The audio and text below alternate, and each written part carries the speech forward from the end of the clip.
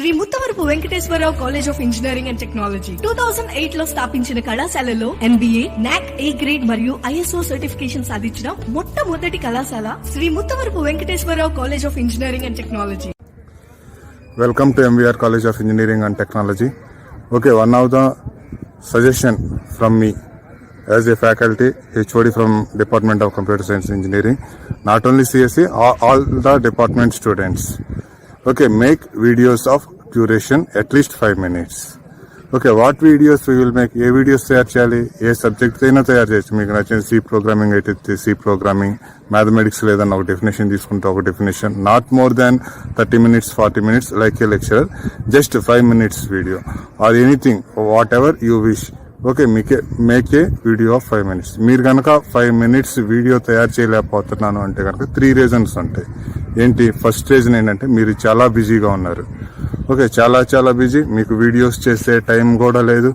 Okay, పద్దాకా online క్లాసులు 24 hours online classes వింటా ఉన్నారు, ఇంకో వర్క్ చూస్తూ ఉన్నారు, ఇంకోటి చేస్తూ ఉన్నారు. ఓకే, చాలా బిజీ. ఎంత బిజీగా ఉన్నా సరే రేపు ఇంటర్వ్యూకి మీకు కనుక ఇప్పటి నుంచి కనుక ఇది అలవాటు చేసుకుంటే, ఓకే, చిన్న వీడియోస్ చేసి యూట్యూబ్లో మీ ఛానల్లో పోస్ట్ చేయడం అలవాటు చేస్తే కనుక రేపు మీరు కనుక ఇంటర్వ్యూకి వెళ్తే కనుక మీకంటే ముందు మీరు చేసిన వీడియోసే ఎక్కువ మాట్లాడతాయి. Okay, they will recognize he is the person so and so doing this work, like that they will recognize these videos. Okay, first, okay, your identity will be increased whenever if you go outside means others will see means they will easily identify you. Just your recognition will be more if you prepare. This is not a part of your job, this is a part of your life. Okay, making this one as part of your life. Second one, okay, నాకు చేయాలని ఉంది, video చేయాలనే ఉంది. Okay, నాకు దగ్గర topic ఉంది, మంచి content ఉంది, కానీ నేను చేయటానికి రీసోర్సెస్ లేవు. I don't know how to prepare. Second reason, నాకు ఎలా ప్రిపేర్ చేయాలో తెలియదు. పుట్టిన ప్రతి బేబీకి ఫస్ట్లోనే వీడియో ఎలా తయారు చేయాలనే రాదు. Just it is a learnable skill. Just if you learn 2 or 3 days, you can easily know what softwares you are using.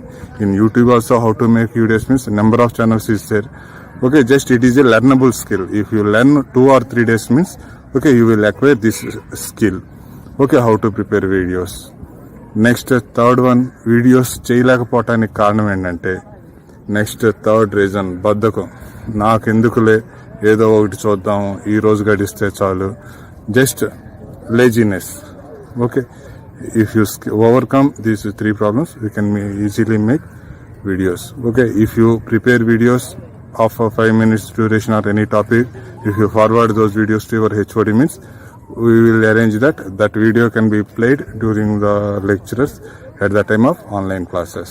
Okay, I am expecting at least some of you may prepare videos concerned your subjects or anything, any others or any innovative things, and send to your HOD. Not only HOD, in post in your YouTube channel, give that link to HOD. HOD will take live stream to all other students of our college or your branch basing on the type of your video. Thank you. Have a nice day. Bye.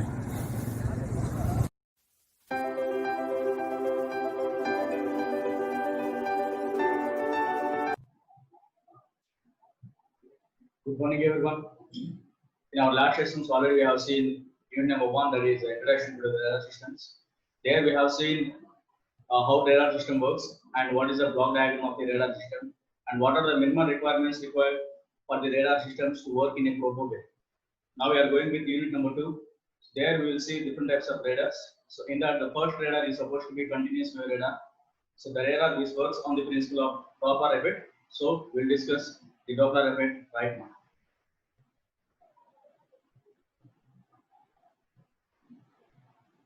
Before going into the radar, so let us see basically how a radar works. So radar is a system where we can see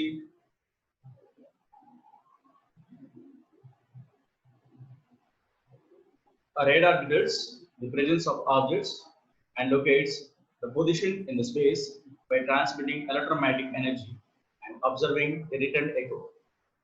A radar pulse relatively transmit a large amount of electromagnetic energy, after which the receiver is turned into a small amount of echo.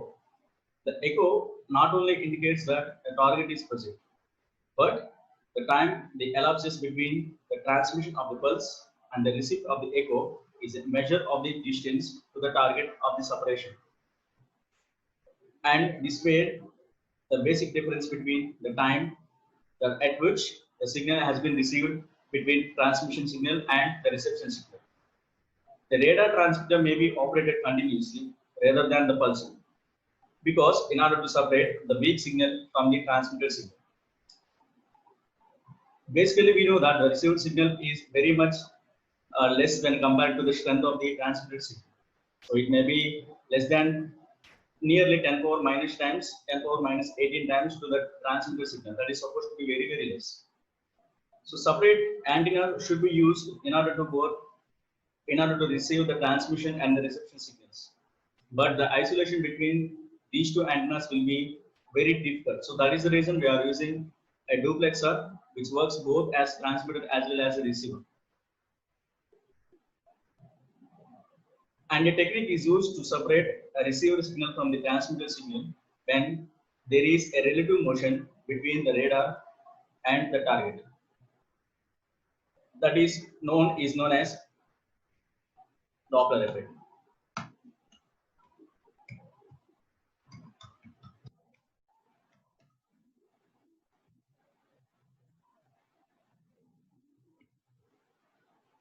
So Doppler effect already we know. So the definition of the Doppler effect is supposed to be, it is well known that the fields of optics and acoustic, if either the source of oscillation or the observer of the oscillation is in motion, an appropriate shift in frequency will result. This is known as the Doppler effect, and it is the basic common sense and it is the basic technique which is used in CW radar, that is supposed to be continuous wave radar.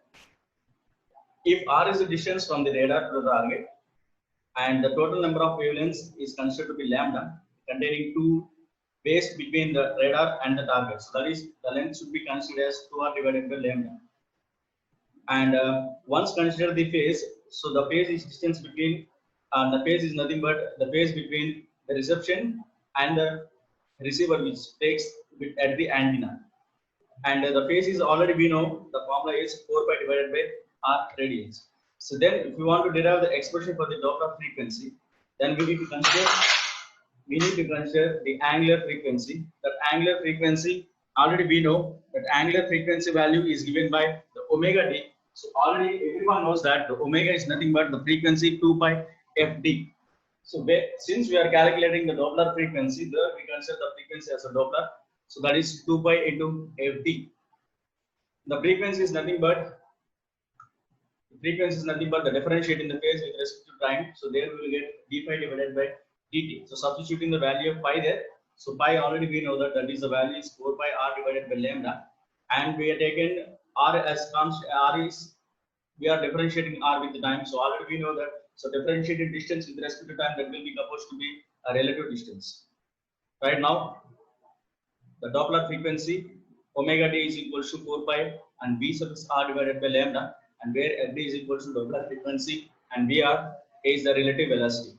So there we need the formula for the only frequency, not angular frequency. So there we have taken fd is equals to 2 pi 2 into vr divided by lambda. So already we know that the lambda is nothing but for CYF, and we have substituted lambda there, and the final value is supposed to be 2 into v suffix r into f naught divided by c. And after all, we know that the value of the c is nothing but 3 into 10 power 8 meters per second. So there we have substituted that, and we will get the value as fd is equals to 1.03 v suffix r divided by lambda. So this is what the minimum frequency of the Doppler frequency expression. Right, minimum frequency required for the Doppler effect. The relative velocity may be written in Vr is equals to v into v cos theta, where v is the target speed and the theta is the angle made by the target trajectory and the line joining the radar and the target. The CW radar is interesting not only because of its many applications, but it steadily also serves as a means of a better understanding the nature and use of the Doppler information contained in the ecosystem.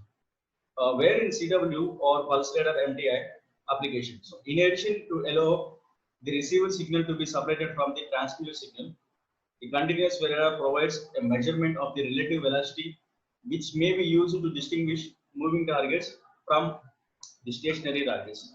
Now we will go with the continuous wave radar, which works on the principle of Doppler frequency. So now we will explain how a continuous wave radar works with the help of the block diagram. So this is what the block diagram of the Doppler frequency radar, which works as a continuous wave radar. So there we have seen a transmitter is there, a detector, a beat frequency amplifier, and the indicator. So consider this continuous wave radar as shown in the block diagram. A transistor generates a continuous oscillations frequency. Let us say it is the frequency of f0, which is radiated by the antenna, which is shown in the figure. A portion of the radiated frequency is intercepted by the target. That is what it is connected to the target. And what happens is a frequency will be, the radiated energy will be scattered. So some of the energy will be directed towards the radar, so where it is collected by the receiving antenna. If the target is in the motion with a velocity of Vr, the relative velocity of the radar, the frequency signal will be shifted in the frequency from the transmitted frequency f0. So by an amount plus or minus fd. So that is what the frequency is known as f0 plus or minus fd. That sign plus or minus has more sense in the formula. So whereas the plus sign indicates the Doppler frequency applies if the distance between the target and the radar is decreasing. There we need to consider the plus sign. The minus sign applies if the distance is increasing. That is what it is a receding. So receding means the target is very far away. The received echo signal at a frequency of f0 plus or minus fd enters to the radar via antenna, and it is heterodyne to the mixer. So mixer is nothing but there is a detector. So detector means which detects the output from the antenna, and with a portion of the transmitter signal f0 to produce a Doppler beat frequency node fd. So there the fd will be cancelled, the f0 will be cancelled there. So they will get the output from the mixer is supposed to be only fd. So as it contains only one parameter, so the plus or minus will be eliminated. Why? Because so for one parameter it is not, we don't consider the plus or minus. So it contains only fd. And the purpose of the Doppler amplifier is to eliminate the echoes from the stationary targets. So the main purpose of the Doppler filter and continuous wave radar is to measure the only moving targets. So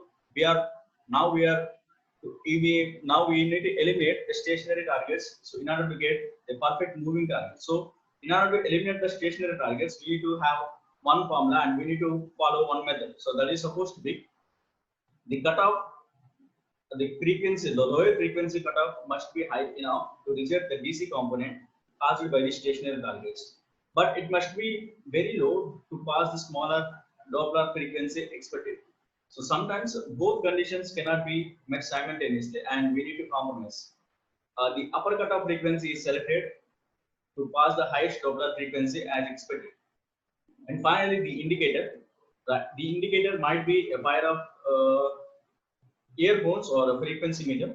So if exact knowledge of the Doppler frequency is not necessary, the earphones are especially attractive to provide the Doppler frequencies. And earphones are not simple devices, but the ear acts as selective bandpass filter with a bandpass of order 50 Hz generated at the signal frequency. So that is, as an indicator, earphones is a better option. But so in order to measure a perfect frequency, then we will go with a frequency meter there. A narrow bandpass filter characteristics of the ear result in an effective increase in the signal to noise ratio of the echo signal.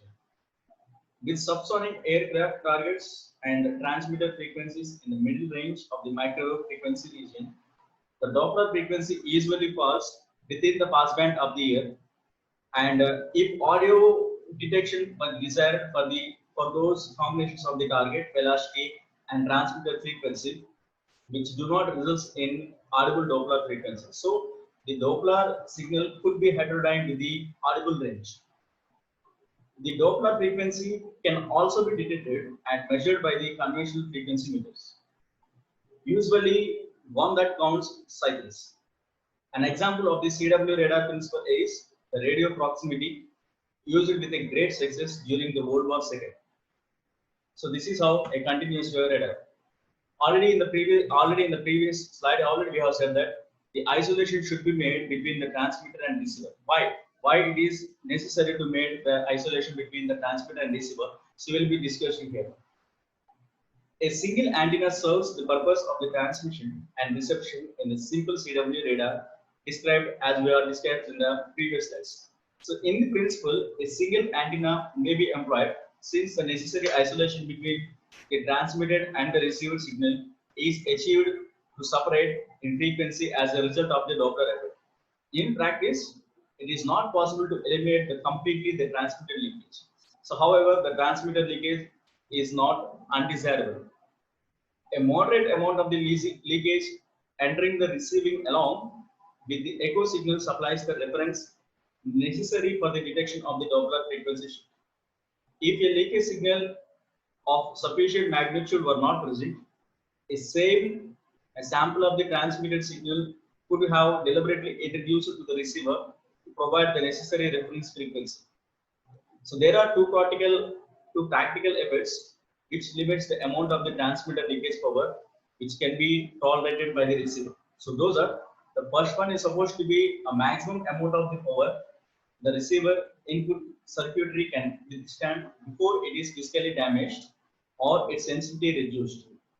Second one is supposed to be the amount of the transmitter noise is due to hum, microphones and stray pickups and instability which enters the receiver from the transmitter. The additional noise introduced by the transmitter reduces the receiver sensitivity. So these are the two steps we need to take. So in order to work the isolation between the transmitter and the receiver. In addition, the isolation is usually required between the transmitter and receiver if the sensitivity is not degraded either by the burnout by the excessive noise. The amount of the isolation required depends on the transmitter power and the accompanying transmitter noise as well as the sensitivity of the receiver. So for example, if the safe value of a power which might be applied to the receiver were 10 milliwatt, if the transmitter power were 1 kilowatt, the isolation between the transmitter and receiver must be at least 50 dB. The amount of the isolation needed in the long range continuous radar is more often determined by the noise accomplished by the transmitter leakage signal rather than by any damage caused by the high power. So for example, here also, in order to explain it very clearly, so first we need to consider one example. Suppose the isolation between the transmitter and the receiver are such that 10 milliwatt of the leakage appeared at the receiver. If the minimum detectable signal were 10 power minus 13 watt, so that is supposed to be 100 dB or below 1 milliwatt, the transmitter noise must be at least 110 dB. So below the transmitter carrier. The transmitter noise of the concern in the Doppler radar includes those noise components that lie within the frequency range as the Doppler frequencies. The greater desired radar transmitted signal, if the complete elimination of the direct leakage signal at the receiver could be achieved, it might not entirely solve this isolation problem, since echoes from the nearby fixed targets can also contain the noise components of the transmitted signal. If you recollect whatever we have seen in the earlier cases, the receiver of a pulsed radar is isolated and protected from the damaging effects of the transmitter pulse by the duplexer, which short circuits the receiver input during the transmission period. A turning of the receiver during the transmission with a duplexer is not possible in continuous radar. Since the transmitter is operated continuously, the isolation between the transmitter and receiver might be obtained with a single antenna, so by using a hybrid junction, circulator or junction, or which can be separated polarization. Already we have seen these microwave hybrid junctions and circulators in microwave engineering, so already we know how these work, so it is not a difficult task to use them. Separate antennas for transmitting and receiving might also be used. The amount of the isolation which can be readily achieved between the arms of the practical hybrids junctions of a magic T or a red hat junction or direction coupler is of the order of in and around 20 to 30 dB. So in some instances, when extreme precision is required, an isolation of perhaps around 60 dB, then we need to go with a direction couplers. So one limitation of the hybrid junction is 6 dB loss in overall performance, which results from the inherent wastage of the hybrid junction, and difficulty in obtaining large isolations have limited applications of the hybrid junction to short range radars. An important factor which limits the use of the isolation devices within a common antenna is the reflection produced in the transmission line by the antenna. The antenna can never be perfectly matched to the free space, and there will be always some transmitted signal reflected back towards the receiver. The largest isolations are obtained with two antennas, one for the transmission and the other for the reception. Physically, they separated from one another. So isolations of order 80 dB or more possible with high gain antennas. The more directive the antenna beam and the greater the spacing between the antennas, the greater will be the isolation. When the antenna design is restricted by the nature of the application, large isolation may not be possible. For example, to understand this statement very well, so I am considering the example that can. So first consider a typical isolation between the transmitting and receiving antenna. So in order to detect a missile, might be around 50 dB. So there we have considered the X-band, or 70 dB if we consider the K-band, and as low as 20 dB if you are operating the radar at L-band. So ballistic machines or as well as the observing materials, so placed between antennas can be provide additional isolation. It has been reported that the isolation between two X-band HAR antennas of 22 dB gain can be increased from a normal value of 70 dB to about 120 dB by separating two with a smooth surface covered by the sheet of the radar, so absorbing material and providing skinning edges and horns. A common redundance enclosing the two antennas should be avoided since it limits the amount of the isolation can be achieved. Additional isolation can be obtained by properly introducing a controlled sample of the transmitted signal directly into the receiver. The phase and the amplitude of the bulk of the signal are adjusted to cancel the portion of the transmitted signal that leaks into the receiver. An additional 10 dB isolation might be obtained by this application or by this method. The phase and amplitude of the leakage signal, however, can vary as antenna scans, which results in varying cancellation. Therefore, when additional isolation is necessary, as in high power CW radars, a dynamic canceller can be used that senses the proper phase and amplitude requires of the leak stage. So dynamic cancellation of this leakage by this application is a type of feeding through can be exceeded up to 30 dB. And so coming to the isolation, since ion oscillations require a finite time of develop in terms of microseconds, a pulse Doppler radar with a pulse width is less than 10 microseconds should not be experiences, and this is the form of the noise. So this is what the isolation between the transmitter and the receiver can be accessed. So we need to follow two different methods as we measure the first one or the second method. So in order to explain the isolation between the transmitter and receiver, so there we need to consider typical values of around the isolation should be around the 60 dB and 20 dB to 60 dB depends upon the radar which we are using at which band. So if you are taking X band, so the isolation between will be different. If you use K band and if you use L band, the isolation may not be, and application the isolation value differs from band to band. So but the isolation between the transmitter and receiver must be required in order to work a radar in a perfect way. Why? Because if the transmitter and the receiver are not perfect in a manner, then the duplexer may be burnt out. That is what, if the duplexer should be acts as a receiver, so that should be acts as a receiver. If the duplexer works as a transmitter, that should be acts as a transmitter. So in order to work like that, there should be isolation between the transmitter and receiver. If any difficulty is made between isolation between the transmitter and receiver, the duplexer will be spoiled. So this is not at all required in radar. So this is we need to make sure the isolation between the transmitter and receiver should be perfect. So this is the end of the session, and by the next session we will go with the intermediate frequency of the receiver, and after that we will see the receiver bandwidth of the radar. So we'll meet you in the next session. Thank you.